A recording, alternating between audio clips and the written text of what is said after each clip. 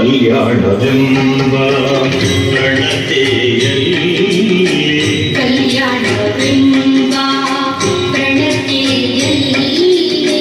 ಭಕ್ತಿರಸವೆಂಬ ತೈಲವನೆರೆದು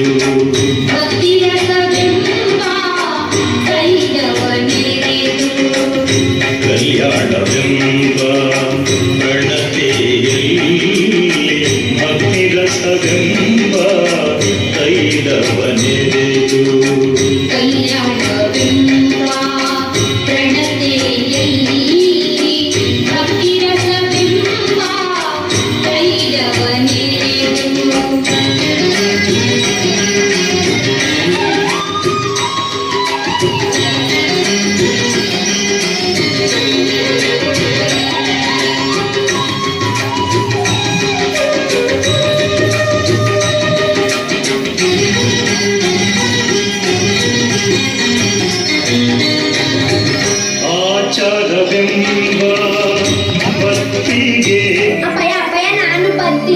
ಆಡ್ಕೊಳ್ಕಲ್ಲ ನೀನ್ ಇಲ್ಲೇ ಆಡ್ಕೊಂಡಿರೋ ನಾನು ಹಿಂಗೋಗಿ ಹಂಗ್ ಬಂದ್ಬಿಡ್ತೀನಿ ಮಗ. ಕಂದ ಇವನಷ್ಟು ಹೇಳ್ಬೇಕು. 500 ಕೆರೆ ತುಂಬಾ ದೂರ ಇದೆ, ನೀನ್ ಆಗಿಲ್ಲ. ಹೇಳಿದ್ರೆ ಅರ್ಥ ಆಗಲ್ವಾ? ಅಮ್ಮಿ ಗುಡಿ ಅಂತ ರೆಡಿ ಮಾಡಕ್ಕೆ ಇವನೇನೋ ಆಸೆ ಪಡ್ತಾವನೆ, ಹಿಂಗ್ ಕರ್ಕೊಂಡಾಗ ಹಂಗ್ ಕರ್ಕೊಂಡ್ ಬಂದ್ಬಿಡ್ತೀನಿ. ಬಾ ಮಗ ಬಾ.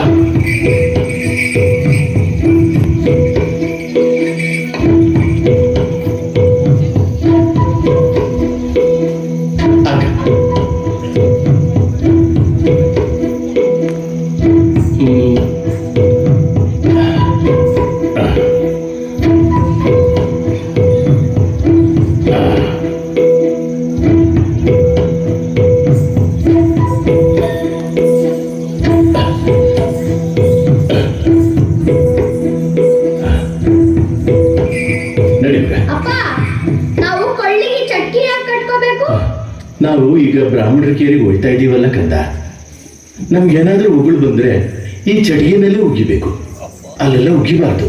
ಅಲ್ಲಿ ಮೈಲಿಗೆ ಆಯ್ತದೆ, ಅವರು ನಮ್ಗೆ ಶಿಕ್ಷೆ ಕೊಡ್ತಾರೆ. ನಾವು ಅವರ ಕೇರಿಗೆ ಹೋಗುವಾಗ ನಮ್ಮ ಹೆಜ್ಜೆ ಗುರುತು ಅಲ್ಲೆಲ್ಲ ಬೀಳಬಾರ್ದು ಕಂದ. ಮೈಲಿಗೆ ಆಯ್ತದೆ, ನಮ್ಮನ್ನು ಸಾಯಿಸ್ಬಿಡ್ತಾರೆ. ಹೋಗಲ್ಲ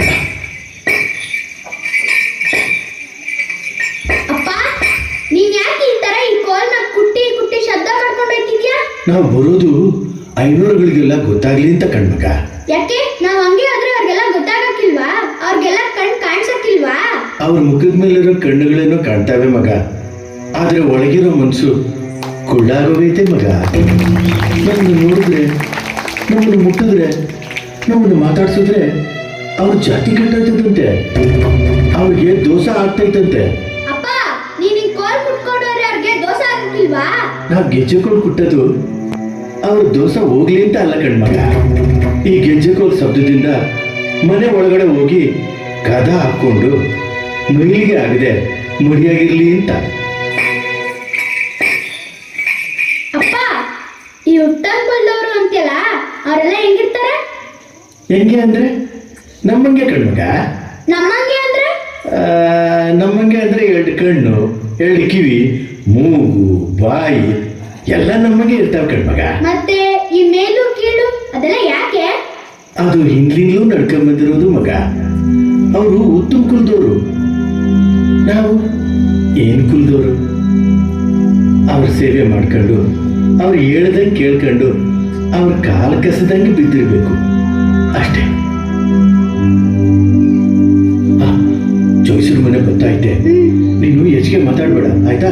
ಬಾ ಬಾ. ಇಲ್ಲೆಲ್ಲ ಉಗಿಬಾರ್ದು, ಇದೆಲ್ಲ ಉಗಿಬೇಕು. ತಡ ಬಾ.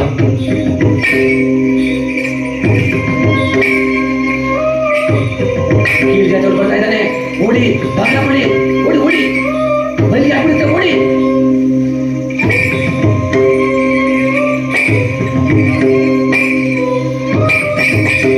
ಬುದ್ಧಿ, ಯಾರು? ನಾನ್ ಬುದ್ಧಿ ಮಾದ ನಿಮ್ ಜೋಡಲ್ದು ತಗೊಂಬಂದಿನಿ ಬುದ್ಧಿ. ಸರಿ ಸರಿ, ಆ ಕಟ್ಟೆ ಮೇಲಿಟ್ಟು ತೊಲಗೋ ಪಾಪಿಷ್ಟದವನೇ.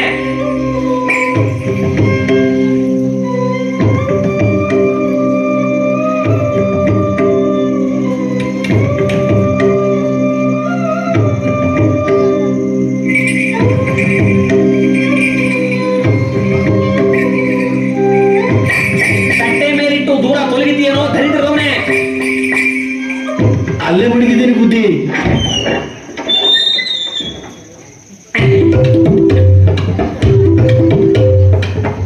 ಚೆನ್ನಾಗಿ ಹೊಲ್ದಿದೆಯೇನೋ ಪಾಪಿಷ್ಟದವನೇ. ನಿಮಗೆ ಅಂತಲೇ ಅಥವಾ ಚರ್ಮದಿಂದ ಹೊಲ್ದಿದ್ದೀನಿ ಬುದ್ಧಿ.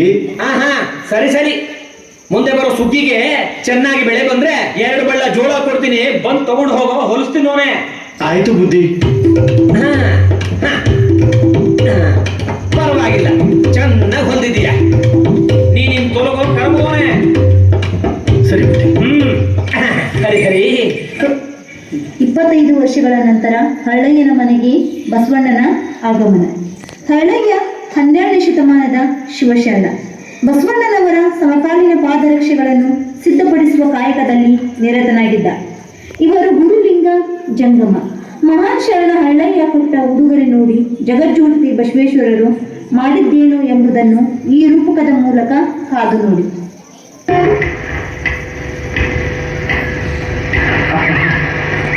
ನೀವು ಕೊಟ್ಟ ಜ್ಞಾನ ಋಣ ಹೇಗೆ ತೀರುತ್ತದೆ? ಶರಣರಿಗೆ ಋಣಭಾವ ಎಲ್ಲಿಯದು? ನೀವು ಪಟ್ಟವರನ್ನು ಮೇಲೆ ಕೆತ್ತಿದೆ, ಮುಂದಿನ ಲೋಕ ಹೊಸದನ್ನು ಕಟ್ಟಿತು. ಮಾಡಿದೆವು ಎನ್ನಲು ನಾವಾರು ಶರಣರು, ಅವನ ಕೈಯಲ್ಲಿ ಸೂತ್ರದ ಗೊಂಬೆಗಳು ಮಾತ್ರ. ನಾನು ಧನ್ಯನಾದೆ. ನಿಮ್ಮ ಮನೆಯ ಪ್ರಸಾದವನ್ನು ಧನ್ಯನಾದವನು ನಾನು. ಅಷ್ಟನ್ನು ಮಾತಾಡಬೇಡಿ ತಂದೆ. ಶರಣು ಶರಣು ಶರಣಾರ್ಥಿ ಶಿವಶರಣ ಹಳ್ಳಯ್ಯ.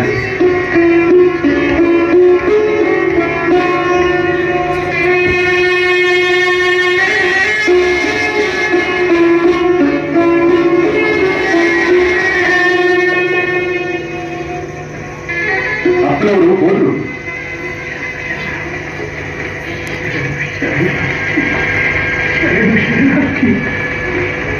ಎಲ್ಲಿಗೆ ಹೋಗ್ತಾರೆ? ಎಲ್ಲಿಗೆ ಶಾಶ್ವತವಾಗಿ ನೆಲೆಸಿದ್ದಾರೆ? ಕನ್ಯಾದ್ರೆ ಅಪ್ಪನವರು ನಾನು ಶರಣು ಎಂದರೆ ತಾವು 2 ಬಾರಿ ಶರಣು ಎಂದು ಹೇಳಿ ನನ್ನ ಮೇಲೆ ಸ್ವಚ್ಛ ಭಾರ ಹೊರಟಿದ್ದಾರೆ. ಈ ಸಾಲವನ್ನು ಹೇಗೆ ತಿಳಿಸಲಿ? ಈ ಸಾಲ ಬೇಕು ಉಪಾಯ ಹೇಳಿ. ನಮಗಿಂತ ಭಾಗ್ಯ ಗುರುಪದದ ಸೇವೆಗೆ ಒದಗಿಸೆ ನಮಗಿಂತ ಭಾಗ್ಯ ಗುರುಬೆಟ್ಟದ ಒದಗಿಸೆ ನಮಗಿಂತ ಭಾಗ್ಯ.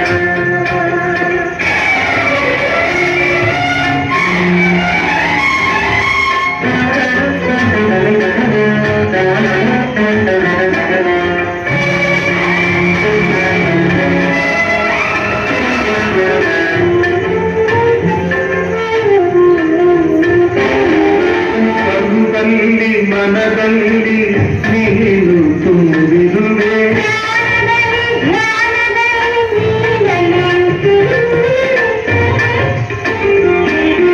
ಕಣ್ಣುಗಳಲ್ಲಿ ಮನದಲ್ಲಿ ನೀನು ತುಂಬಿರುವೆ.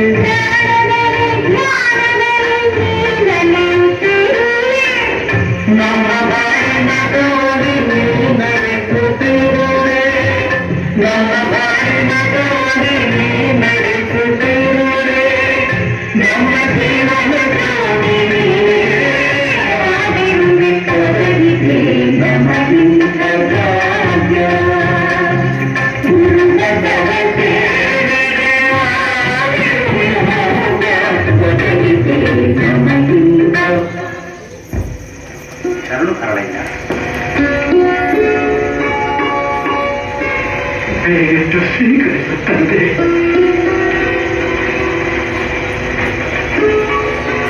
ಇಂಥ ಮಾಟವಾದ ಚಮ್ಮಾಕಿಗಳು ನನ್ನ ಪರತೊಡೆಯ ಕಲ್ಯಾಣಿಯ ಎಡತೊಡೆಯ ಚರ್ಮವನ್ನು ಹಾಕಿ ಮಾಡಿದ್ದೇವೆ ಅಪ್ಪ.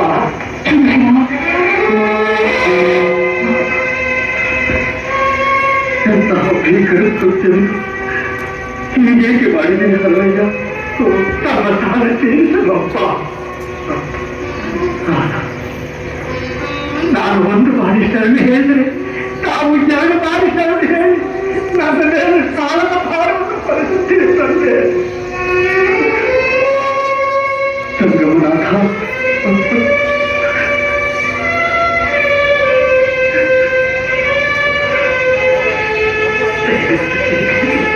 ತಮ್ಮ ಪಾದಗಳಿಗೆ ಮೆಚ್ಚಿ ನಾನು ಮಾಡಿದ್ದೇನೆ. ಇಲ್ಲ ಹರಳಯ್ಯ, ಇಲ್ಲ. ಇದು ಪಾದದಿಂದ ಮೆಟ್ಟುವಂಥವಲ್ಲ.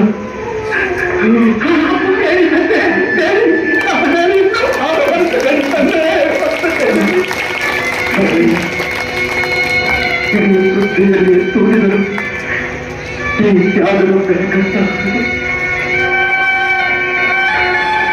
ಅಪ್ಪ, ದಯವಿಟ್ಟು ನಿರಾಕರಿಸಬೇಡಿ. ಆಗುತ್ತಂತೆ ಅವರಲ್ಲ. ಕನ್ನಡಮ್ಮ, ಕರ್ಮಾರ್ಗನಿಗಳಾದ ನಿಮ್ಮ ದೇಹದ ಪವಿತ್ರ ಚರ್ಮದಿಂದ ಮಾಡಿದ ಈ ಚೋರುಗಳನ್ನು ಮನುಷ್ಯ ಮಾತ್ರನಾರು ಮೆಟ್ಟುವುದು ಬೇಡ. ನಿಮ್ಮ ತ್ಯಾಗಕ್ಕೆ ಮೂಲ ಸಾಕ್ಷಿಯಾದರು. ಇವು ಆ ದೇವರಿಗೆ ಮೀಸಲಾಗಿದೆ.